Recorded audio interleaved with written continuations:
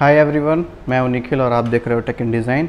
आज मैं आपकी उन सभी प्रॉब्लम्स को सॉल्व करने की कोशिश करूंगा जो इस बिग बिलियन डेज़ में आपने अगर आईफोन ख़रीदा है तो आपके सामने आई होंगी या आ सकती हैं। तो मैं डिलीवरी से स्टार्ट करूंगा क्योंकि मैंने आईफोन 13 परचेज़ किया था इस सेल में, परचेज़ किया है इस सेल में, और मुझे इसकी डिलीवरी से लेकर के और इसके ओपनिंग तक कुछ समस्याएं आई हैं जिन्हें मैं आपके साथ साझा करूंगा और उनके सॉल्यूशंस क्या हैं आपको ये भी बताऊंगा। तो स्टार्ट करते हैं डिलीवरी से। पहली फ्लिपकार्ट में जो प्रॉब्लम है वो ये है कि आपको बुकिंग के टाइम वो आपसे बोलेंगे कि ओपन बॉक्स डिलीवरी है। जब भी डिलीवरी वाला बॉय आता है आपके पास तो आप उससे बोलें कि वो आपकी डिलीवरी आपके सामने खोल करके दिखाए। अदरवाइज़ वो कोई भी बाद में डैमेज या कोई भी ऐसा इश्यू रिजॉल्व नहीं करेंगे जिसमें आपकी स्क्रीन टूटी है, फ़ोन में स्क्रैच है, like that. Software issues service centre में जा कर के आप रिजॉल्व कर सकते हैं, ये उनकी तरफ से बोला गया था। लेकिन मोस्ट ऑफ द केसेस में जब डिलीवरी बॉय आया तो उसने बोला कि उसके में ये दिखा रहा है कि आपकी डिलीवरी नॉर्मल है, वो ओबीडी नहीं है, यानी ओपन बॉक्स डिलीवरी नहीं है, और उसने मना कर दिया बॉक्स खोलने से। ओपन कर दीजिए इसको। It's not open box, this is normal delivery. They have messaged me. Message also customer update man. This is normal delivery. This is not. No, I have got that if I will not get it open, only after open give the OTP. Otherwise they will not receive if it is damaged or anything. This one. इसका solution क्या है? इसका solution है कि आप अपनी तरफ से एक वीडियो बनाएं जिसमें आप दिखाई दे रहा हो कि डिलीवरी बॉय वहाँ पे उपस्थित है, वो वहाँ पे है, और किसी दूसरे से कहें कि वो वीडियो बनाए और आप बॉक्स को खोलें।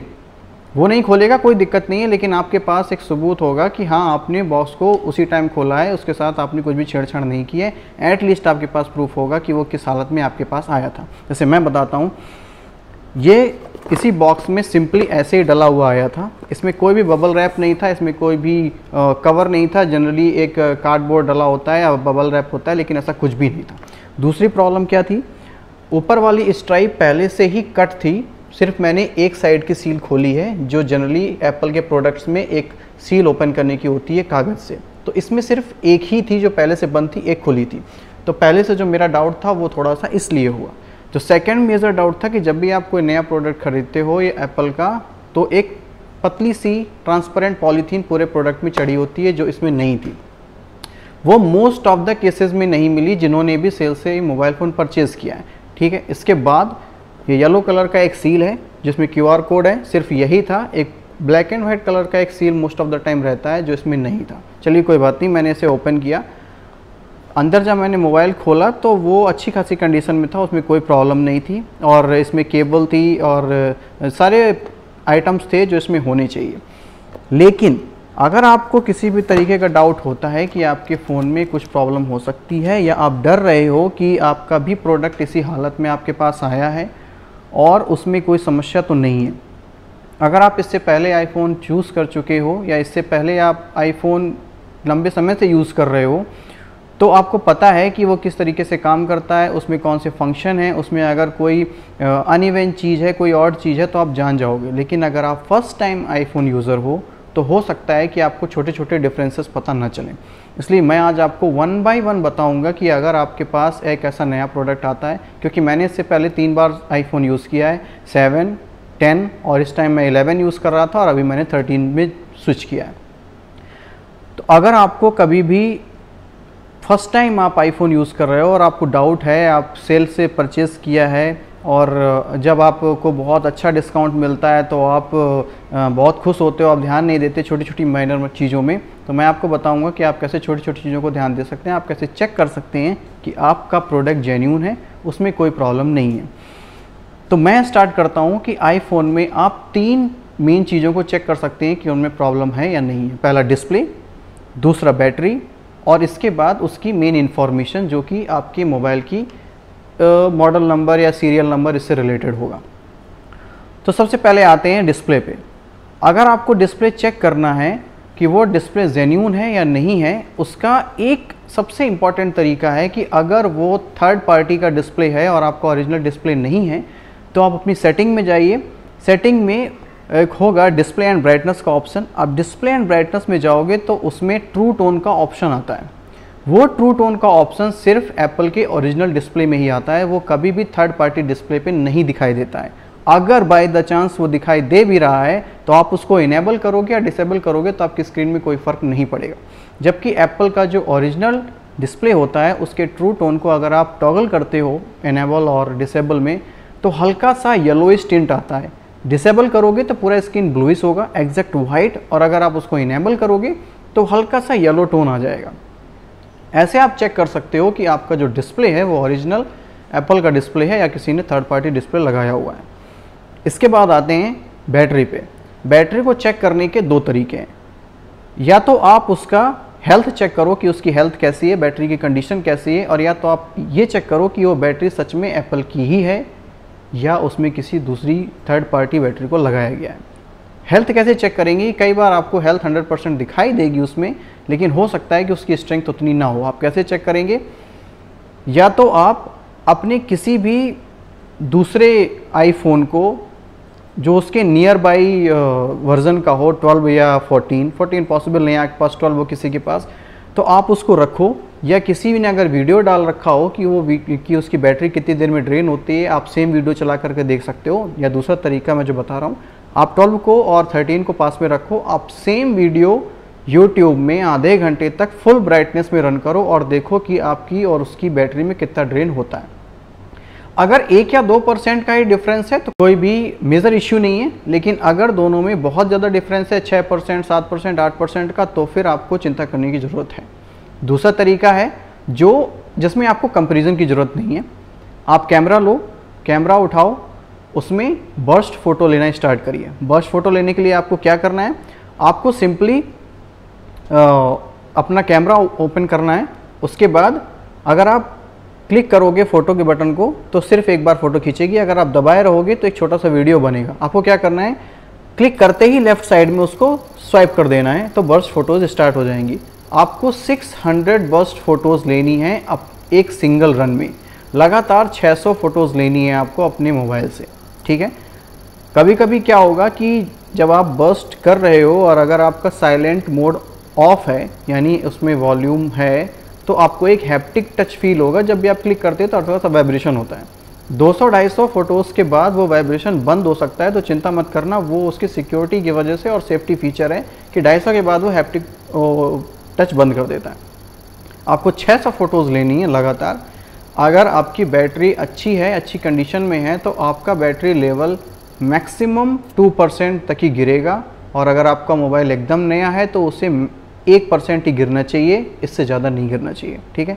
ये बैटरी चेक करने का तरीका है कि आपकी बैटरी की हेल्थ कैसी है।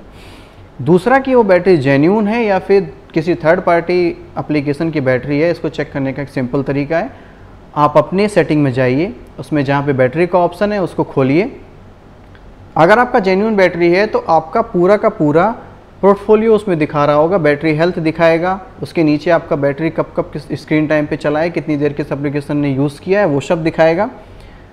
अगर वो थर्ड पार्टी बैटरी है तो उसमें ऑप्टिमाइजेशन का कोई भी ऑप्शन नहीं होता है। तो जैसे ही आप बैटरी खोलोगे उसमें एक मैसेज पॉपअप होगा, जो मैसेज मैं स्क्रीन में दिखा दूंगा कि वो सपोर्ट नहीं करता है ये सारी इन्फॉर्मेशन देने के लिए। तो अगर थर्ड पार्टी एप्लीकेशन की या थर्ड पार्टी का बैटरी लगा हुआ है तो आपको ये सारी इन्फॉर्मेशन, बैटरी हेल्थ और वो किन किन एप्लीकेशन में ज़्यादा यूज़ हुआ है, ये सब वो नहीं दिखाएगा। इसके बाद आते हैं अपने मोबाइल के बारे में कि आपका मोबाइल जेन्युइन है, उसका प्रोडक्ट नंबर, उसका सीरियल नंबर, और आपका फ़ोन ब्रांड न्यू है या रिफर्बिश्ड है या फिर रिप्लेस्ड है, इसको आप कैसे चेक करोगे? तो इसका तरीका है कि आप सबसे पहले अपने मोबाइल में जनरल में जाएं। जनरल में जाने के बाद अबाउट में जाएं। अबाउट में सारी इन्फॉर्मेशन होती है मोबाइल से रिलेटेड, यानी आपका सीरियल नंबर, आपका मॉडल नंबर, IMEI नंबर, ये सारे दिए हुए होंगे जो कि मैच करनी चाहिए आपके बॉक्स से। अगर आप बॉक्स को ध्यान से देखोगे तो बॉक्स के बैक साइड में यहाँ पे IMEI नंबर, सीरियल नंबर और मॉडल नंबर, ये तीनों चीज़ें लिखी रहती हैं जिसे आप मैच कर सकते हो अपने बॉक्स से। तो ये सारी चीज़ें मैच करनी चाहिए जो कि आपके अबाउट में लिखा हुआ होगा। इसके बाद जब आप मॉडल नंबर चेक करोगे तो मॉडल नंबर का फर्स्ट डिजिट अगर ब्रांड न्यू मोबाइल है तो M से स्टार्ट होगा, अगर रिफर्बिश्ड है तो F से स्टार्ट होगा, और अगर रिप्लेस्ड है तो I से होगा। तो इस बात को ध्यान रखिएगा कि अगर आपने नया मोबाइल ख़रीदा है तो उसका फर्स्ट लेटर मॉडल नंबर में M ही होना चाहिए। अगर M नहीं है यानी कि आपका मोबाइल रिफर्बिश्ड या रिप्लेस्ड हो सकता है। लेकिन इस बात का ध्यान रखिएगा कि कभी कभी ये जो मॉडल नंबर के डिजिट को चेंज करने का, लेटर को चेंज करने का प्रोसेस है, ये तभी होता है जब आप किसी ऑथराइज सर्विस सेंटर में उसको सर्विस कराते हैं। अगर किसी बाहर की शॉप ने उसे रिपेयर किया है तो हो सकता है कि मॉडल नंबर चेंज ना हो। इसलिए ये एक ऐसा तरीका है जो कि जेन्यूनली रिपेयर्ड मोबाइल में ही आप चेक कर सकते हो, ठीक है। लेकिन फिर भी एक अच्छा तरीका है आप पता करने का कि आपका मोबाइल ब्रांड न्यू है या नहीं है। तो ये सारे तरीके थे जो आप चेक कर सकते हो जब ही आपका मोबाइल आता है आपके हाथ में और आप थोड़े से श्योर नहीं हो कि वो अच्छी कंडीशन में आपके पास आया था और उसका रैपर फटा हुआ था या उसकी सील ब्रेक थी और आपको डाउट है कि उसमें कुछ प्रॉब्लम हो सकती है, तो आप ऐसे चेक कर सकते हो। इससे भी जो बेस्ट ऑप्शन है जो मैंने चूज़ किया सारा चेक करने के बाद, आपके पास अगर कोई एप्पल का सर्विस सेंटर है, आप उस एप्पल सर्विस सेंटर को विज़िट कर सकते हैं। वो आपको कुछ भी मना नहीं करेंगे। उन्होंने मेरे से बिल भी नहीं मांगा, उन्होंने सिंपली मेरा नाम और मेरा मोबाइल नंबर पूछा जो पहले से रजिस्टर था, वहाँ मैं एक बार पहले जा चुका हूँ। तो आप उनसे अगर बोलोगे कि सर मैंने ये आईफोन सेल से ख़रीदा है और इसकी कंडीशन जो थी अनबॉक्सिंग के टाइम की वो थोड़ी सी डाउटफुल थी, इसलिए मैं चेक करना चाहता हूँ कि इसमें कोई प्रॉब्लम तो नहीं है, वो हार्डली 10 से 15 मिनट लेंगे और आपकी सारी प्रॉब्लम को सॉल्व करेंगे बिना किसी भी क्वेश्चन के। वो उसे मैं दिखा दूंगा आपको वीडियो इंसेट में कि किस तरीके से वो सारा डायग्नोस करते हैं, उसको अपने लैपटॉप से कनेक्ट करेंगे, वो सारा रन करेंगे सारे एप्लीकेशन और देखेंगे कि हर एप्लीकेशन अच्छे से वर्क कर रहा है या नहीं कर रहा है। अगर कोई भी उसमें छेड़छाड़ हुई है तो वो जान जाएंगे। अगर किसी भी हार्डवेयर में छेड़छाड़ हुई है तो भी वो जान जाते हैं कि कहीं पे रिप्लेसमेंट हुआ है।